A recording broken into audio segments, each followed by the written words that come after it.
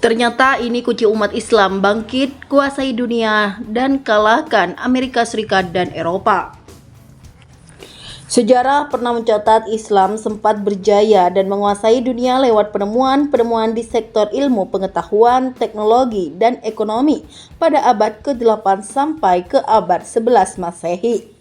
Kala itu, muncul banyak ilmuwan dan filsuf yang pemikirannya jadi pondasi sains modern, seperti Ibnu Sina, Ibnu Khaldun, dan Al-Khawarizmi, dan sebagainya.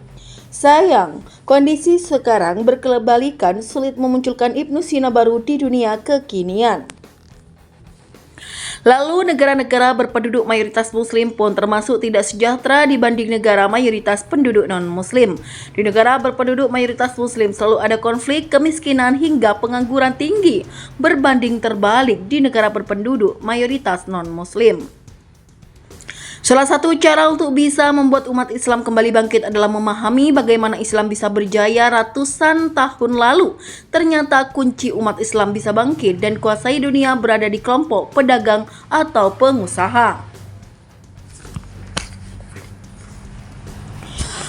Fakta ini diungkap oleh pengajar San Diego University. Fakta ini diungkap oleh pengajar San Diego University Ahmed T. Kuru dalam Islam Otoritarisme dan Ketertinggalan di 2019. Dia menjelaskan pedagang memegang kunci penting kemajuan Islam di abad ke-8 sampai ke abad 11 atau masa dinasti Umayyah dan Abbasiyah karena menjadi penyedia dana untuk pengembangan ilmu pengetahuan bagi ulama dan ilmuwan.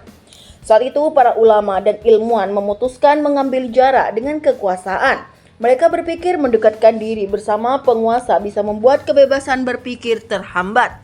Alhasil untuk membuat pengetahuan berkembang, mereka memilih dekat dengan para pedagang. Pada saat bersamaan, para pedagang juga membutuhkan ilmuwan untuk mengembangkan pengetahuan sesuai kepentingan mereka. Pedagang yang punya jaringan bisnis besar hingga Eropa, India, dan Cina tentu membutuhkan kemampuan akuntansi, penentuan harga, urusan kredit, dan matematika. Sadar mereka tak bisa melakukannya, maka satu-satunya cara adalah meminta bantuan para ilmuwan muslim, mengembangkan pengetahuan khususnya yang terkait di bidang perdagangan. Pada titik ini, para pedagang jadi punya dua posisi, yakni sebagai penyandang dana riset dan peserta dalam pengembangan pengetahuan. Akibatnya, para ilmuwan juga bisa secara bebas mengembangkan ilmu pengetahuan dan keagamaan karena didukung pedagang. Berkat relasi seperti inilah, peradaban Islam bisa mengalami kemajuan sangat pesat dan menguasai dunia. Beranjak dari sini, Kuru menyebut pedagang jadi agen utama aktivitas ekonomi di dunia muslim dan jadi andalan bagi cemerlangnya peradaban Islam. Pada waktu bersamaan, kondisi berbeda justru terjadi di Eropa. Apabila Islam dan Timur Tengah berada di era keemasan di Eropa, malah kebalikannya. Ilmu pengetahuan dan roda ekonomi justru menjadi mandek.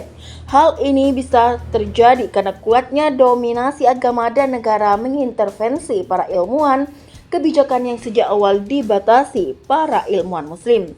Namun kondisi ini berubah sejak abad ke-11 di Eropa.